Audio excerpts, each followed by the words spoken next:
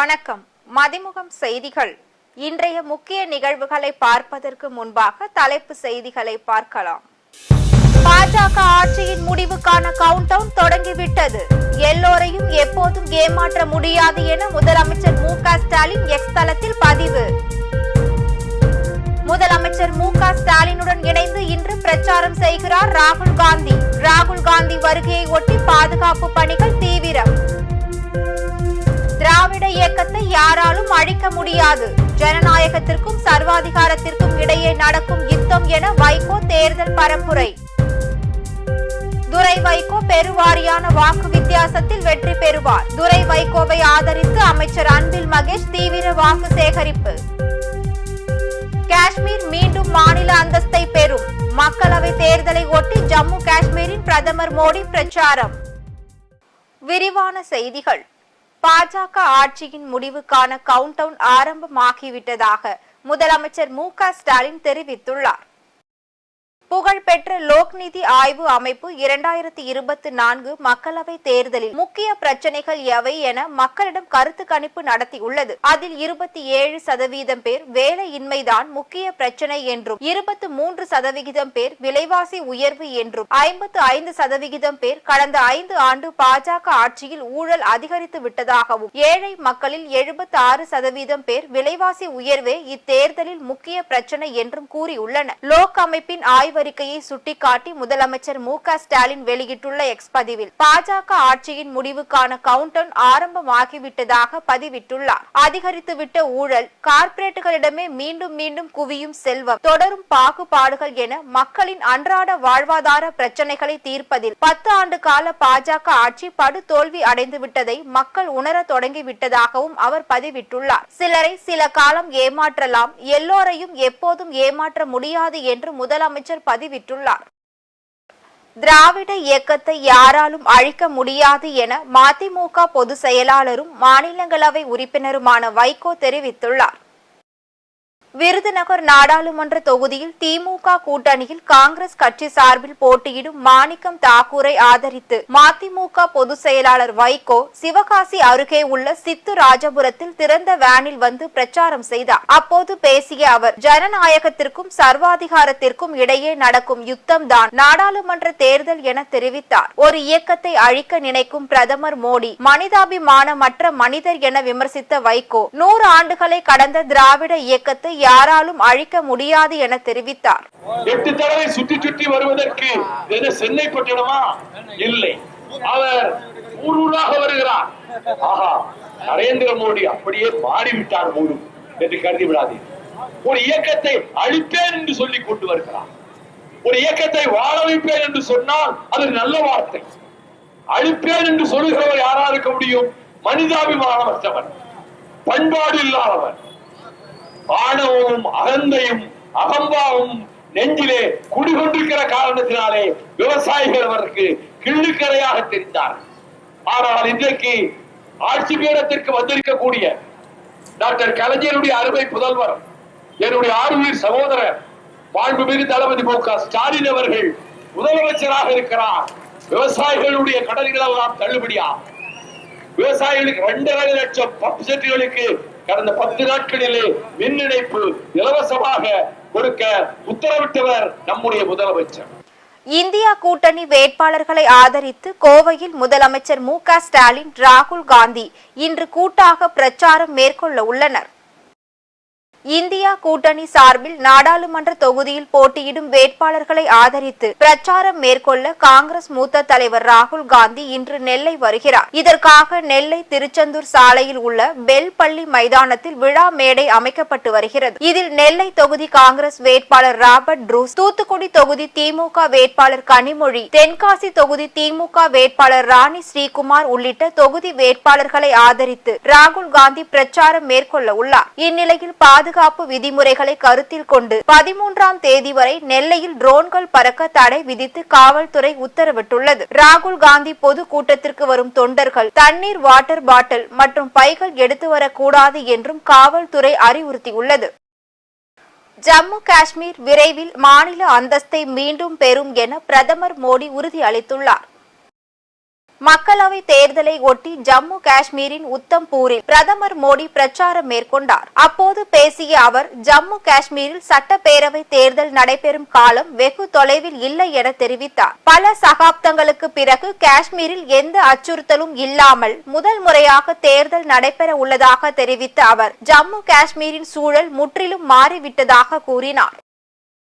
திருச்சி நாடாளுமன்ற தொகுதி வேட்பாளர் துரை வைகோ பெருவாரியான வாக்கு வித்தியாசத்தில் வெற்றி பெறுவார் என அமைச்சர் அன்பில் மகேஷ் தெரிவித்துள்ளார். திமுக தலைமையிலான இந்தியா கூட்டணியில் திருச்சி நாடாளுமன்ற தொகுதியில் மதிமுக வேட்பாளர் துரை வைகோ போட்டியிடுகிறார். இந்நிலையில் நாள்தோறும் கூட்டணி கட்சி நிர்வாகிகளோடு தீப்பெட்டி சின்னத்திற்கு துரை வைகோ தீவிர வாக்கு சேகரிப்பில் ஈடுபட்டு வருகிறார். அதன் ஒரு பகுதியாக பொன்மலை மத்திய தொழிற்சாலையின் முகப்பில் உள்ள ஆர்மெரி கேட் அருகில் பொன்மலை பணியாளர்களிடம் துண்டறிக்கை வழங்கி தீப்பெட்டி சின்னத்திற்கு வாக்கு கேட்டு துரை வைகோ ஆதரவு திரட்டினார். அதனைத் தொடர்ந்து திருச்சி எம்ஜிஆர் நகர், பான்சி நகர், பொன்மலைப்பட்டி பேருந்து நிலையம் ஆகிய பகுதிகளில் பள்ளி கல்வித்துறை அமைச்சர் அன்பில் மகேஷ் துரை வைகோவை ஆதரித்து தீப்பெட்டி சின்னத்தில் வாக்கு சேகரித்தார். முன்னதாக தந்தை பெரியார், அண்ணல் அம்பேத்கர், அண்ணல் காந்தியார் ஆகியோரின் திரு உருவ சிலைகளுக்கு அமைச்சர் அன்பில் மகேஷ், துரை வைகோ மலர் மாலை அணிவித்து மரியாதை செலுத்தினர். தேர்தல் பிரச்சாரத்திற்காக 2 நாள் பயணமாக உள்துறை அமைச்சர் அமித்ஷா இன்று தமிழகம் வருகிறார். தனி விமானம் மூலம் மதுரை வரும் அவர் அங்கிருந்து ஹெலிகாப்டர் மூலம் காரைக்குடி சென்று பிரச்சாரத்தில் ஈடுபடுகிறார். பின்னர் மாலை மதுரையில் பாஜக வேட்பாளர் ராம சீனிவாசனுக்கு ஆதரவாக வாகன பேரணியில் ஈடுபட உள்ளார். அதன் பின்னர் மாலையில் மதுரை மீனாட்சி அம்மனை தரிசனம் செய்கிறார். நாளை காலை குமரி மாவட்டம் தக்கலையில் நடைபெறும் வாகன பேரணியில் கலந்து கொள்ள உள்ள அமித்ஷா பிற்பகலில் நாகை தேர்தல் பிரச்சார கூட்டத்தில் பங்கேற்கிறார். இந்நிலையில் மதுரையில் அமித்ஷா வாகன பேரணியை ஒட்டி நேதாஜி சாலை காவல்துறை கட்டுப்பாட்டுக்குள் கொண்டு வந்து பாதுகாப்பு காரணங்களுக்காக மாலை 3 மணி முதல் வணிக நிறுவனங்கள் செயல்படவும் தடை விதிக்கப்பட்டுள்ளது. டெல்லியில் குடியரசுத் தலைவர் ஆட்சியை கொண்டு வர சதி நடைபெறுவதாக ஆம் ஆத்மி மூத்த தலைவரும் டெல்லி மந்திரியுமான அதிஷி கூறியுள்ளார். டெல்லியில் செய்தியாளர்களை சந்தித்த அவர், பொய்யான வழக்கில் அரவிந்த் கெஜ்ரிவால் கைது செய்யப்பட்டுள்ளதாகவும் டெல்லியில் மக்களால் தேர்ந்தெடுக்கப்பட்ட அரசை கவிழ்க்க திட்டமிட்டு சதி நடப்பதாக தெரிவித்தார். தேர்தல் அறிவிக்கப்பட்டதில் இருந்து அதிகாரிகளில் கூட்டங்களில் கலந்து கொள்ள விடாமல் தடுப்பதாகவும் அவர் கூறினார். பெங்களூருவில் உள்ள ராமேஸ்வரம் கஃபே குண்டுவெடிப்பு வழக்கில் தொடர்புடைய 2 பேரை NIA அதிகாரிகள் கைது செய்தனர். பெங்களூருவில் செயல்பட்டு வரும் பிரபல உணவகமான ராமேஸ்வரம் கஃபே ஓட்டலில் அடுத்தடுத்து 2 குண்டுகள் மார்ச் 1ஆம் தேதி வெடித்து சிதறியது. இதில் 10 பேர் காயமடைந்த நிலையில் இந்த குண்டுவெடிப்பு சம்பவம் நாடு முழுவதும் பெரும் பரபரப்பை ஏற்படுத்தியது. இந்த குண்டுவெடிப்பு வழக்கை தேசிய புலனாய்வு முகமை எனப்படும் NIA விசாரித்து வருகிறது. இந்நிலையில் இந்த குண்டுவெடிப்பு வழக்கில் தேடப்பட்டு வந்த அப்துல் மதீன் தாஹா மற்றும் முசாவிர் ஹுசைன் ஹாசெப் ஆகியோர் மேற்கு வங்க மாநிலத்தில் தலைமறைவாக இருந்து வந்த நிலையில் அவர்கள் வேறு இடங்களுக்கு தப்பி செல்லும் வகையில் கொல்கத்தா வந்தபோது அவர்களை NIA அதிகாரிகள் கைது செய்தனர். தமிழ்நாட்டில் நடந்து முடிந்த 10ஆம் வகுப்பு தேர்வுக்கான விடைத்தாள் திருத்தும் பணி இன்று தொடங்கியுள்ளது. 10ஆம் வகுப்பு பொதுத் தேர்வு கடந்த மார்ச் 26ஆம் தேதி தொடங்கி கடந்த 8ஆம் தேதியுடன் நிறைவடைந்தது. இத்தேர்வை சுமார் 9.10 லட்சம் மாணவ மாணவிகள் எழுதினர். இந்நிலையில் 10ஆம் வகுப்பு விடைத்தாள் திருத்தும் பணிகள் இன்று தொடங்கியுள்ளது. 10ஆம் வகுப்பு பொதுத் தேர்வு விடைத்தாள் திருத்தும் பணி தமிழகம் முழுவதும் 88 மையங்களில் நடைபெறுகிறது. விடைத்தாள்கள் அடுத்த 8 நாட்களில் நிறைவு செய்ய ஆசிரியர்களுக்கு அறிவுறுத்தப்பட்டுள்ளது. விடைத்தாள் திருத்தும் பணியில் கிட்டத்தட்ட 50,000 ஆசிரியர்கள் ஈடுபட்டுள்ளனர். விடைத்தாள் திருத்தும் போது ஆசிரியர்கள் உரிய வழிகாட்டுதல்களை பின்பற்றி கவனத்துடன் செயல்பட வேண்டும் என்றும், தமிழ் வழி மற்றும் ஆங்கில வழி விடைத்தாள்களை அதற்குரிய ஆசிரியர்கள் மட்டுமே திருத்த வேண்டும் என ஆசிரியர்களுக்கு விடைத்தாள் திருத்தும் பணி வழிகாட்டுதல்களும் அரசு தேர்வுகள் இயக்ககம் தெரிவித்துள்ளது. கொடைக்கானல் ஏரியில் இரவு நேரங்களில் சட்டவிரோதமாக தண்ணீர் திருட்டு நடைபெறுவதாக புகார் எழுந்துள்ளது. சட்டவிரோத செயல்களை கொடைக்கானல் நகராட்சி நடவடிக்கை எடுக்க வேண்டும் என்று பொதுமக்கள் கோரிக்கை விடுத்துள்ளனர்.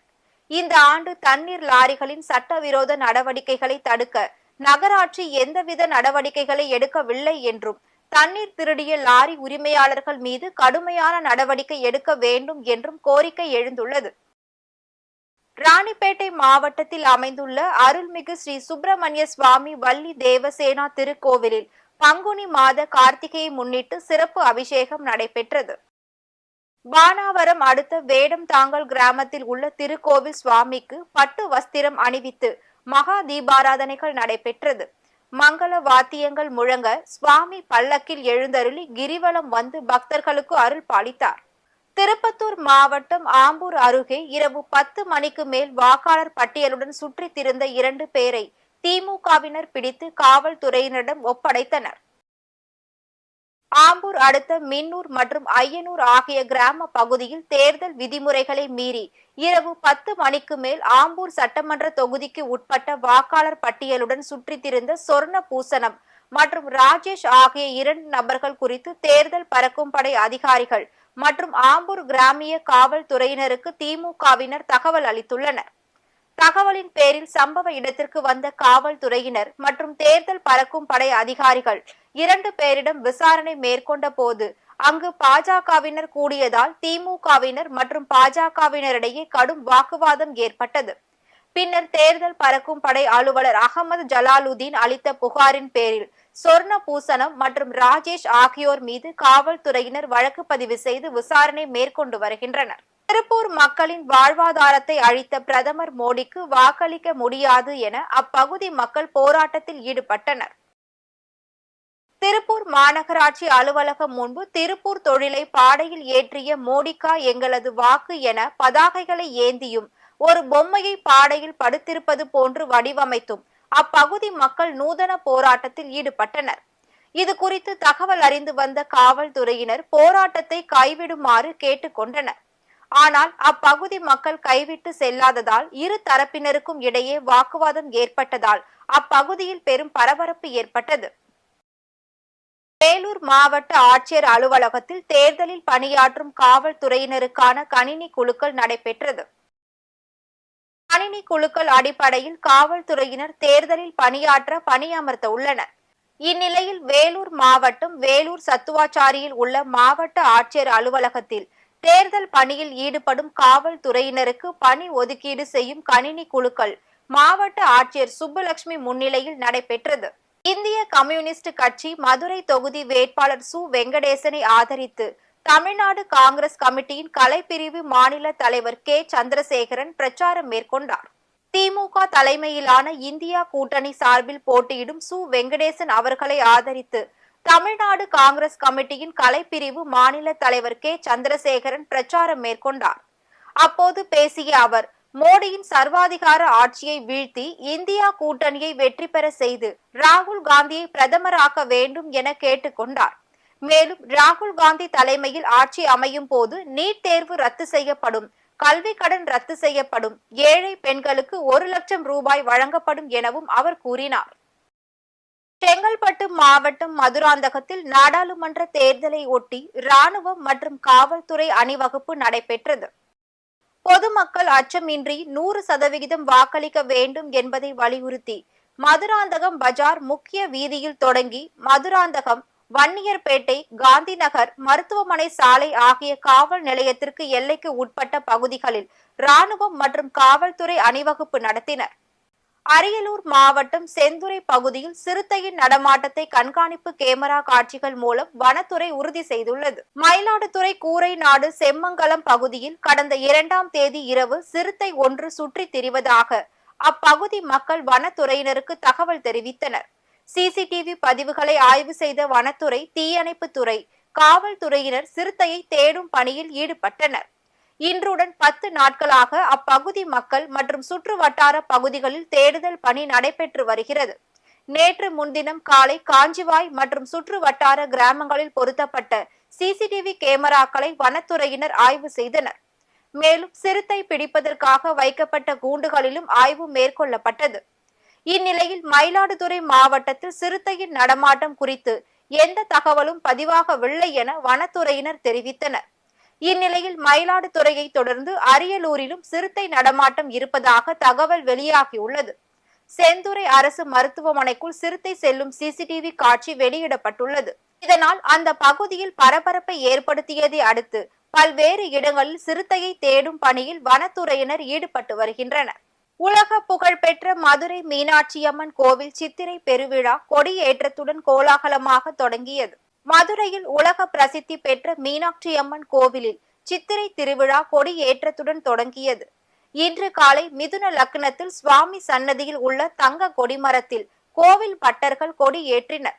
கொடிமரத்திற்கு பூமாலை சூட்டி மலர்கள் தூவி சிறப்பு தீபாராதனை நடைபெற்றது. முன்னதாக சுவாமி அம்மனுக்கு சிறப்பு அபிஷேக ஆராதனைகள் நடத்தப்பட்டு கோவிலுக்குள் வாஸ்து சாந்தி நிலத்தேவர் வழிபாடு நடைபெற்றது. இதில் கோவில் அதிகாரிகள் பக்தர்கள் ஏராளமானோர் கலந்து கொண்டு சுவாமி தரிசனம் செய்தனர். விழாவின் முக்கிய நிகழ்ச்சியான ஏப்ரல் 19ஆம் தேதி மீனாட்சியம்மன் பட்டாபிஷேகம், 21இல் திருக்கல்யாணம்,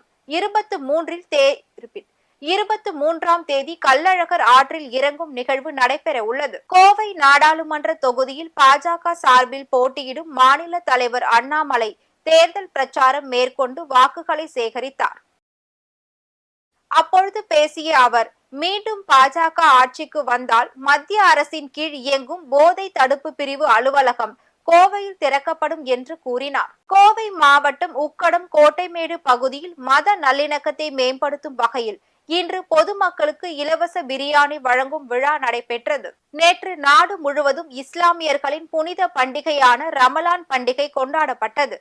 அதன் ஒரு பகுதியாக இன்று உக்கடம் கோட்டைமேடு பகுதியில் கிரீன் கார்டன் ஹவுசிங் யூனிட் நண்பர்கள் குழு சார்பாக மத நல்லிணக்கம் ரம்ஜான் பிரியாணி வழங்கும் நிகழ்ச்சி நடைபெற்றது.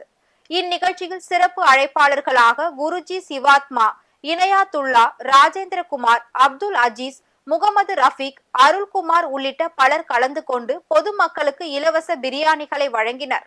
இன்றைய தங்கம் வெள்ளி விலை வழங்குவோர் அட்டிகா கோல்ட் கம்பெனி. சென்னையில் ஆபரண தங்கத்தின் விலை சவரனுக்கு 640 ரூபாய் உயர்ந்து 54,440 ரூபாய்க்கு விற்பனை செய்யப்படுகிறது. கிராமிற்கு 80 ரூபாய் உயர்ந்து 6,805 ரூபாய்க்கு விற்பனை செய்யப்படுகிறது. அதேபோல் வெள்ளியின் விலையும் கிராமிற்கு 1 ரூபாய் 50 காசுகள் உயர்ந்து 90 ரூபாய்க்கும், 1 கிலோ வெள்ளியின் விலை 1,500 ரூபாய் உயர்ந்து 90,000ற்கு விற்பனை செய்யப்படுகிறது. இஸ்ரேல் ராணுவம் நடத்திய தாக்குதலில் ஹமாஸ் அமைப்பின் தலைவர் இஸ்மாயில் ஹனியேவின் 3 மகன்கள் உயிரிழந்தனர். இஸ்ரேல் தாக்குதலில் இஸ்மாயில் ஹனியேவின் 4 பேர குழந்தைகளும் உயிரிழந்ததாக ஹமாஸ் அமைப்பு வெளியிட்டுள்ள அறிக்கையில் தெரிவிக்கப்பட்டுள்ளது. காசா பகுதியில் தங்களது படையினர் அந்த தாக்குதலை நடத்தியதாகவும், தாக்குதலில் கொல்லப்பட்டவர்கள் மத்திய காசாவில் தீவிரவாத நடவடிக்கைகளில் ஈடுபட்டு வந்ததாகவும் ராணுவம் அமைப்பு தெரிவித்துள்ளது. மீண்டும் தலைப்பு செய்திகள்.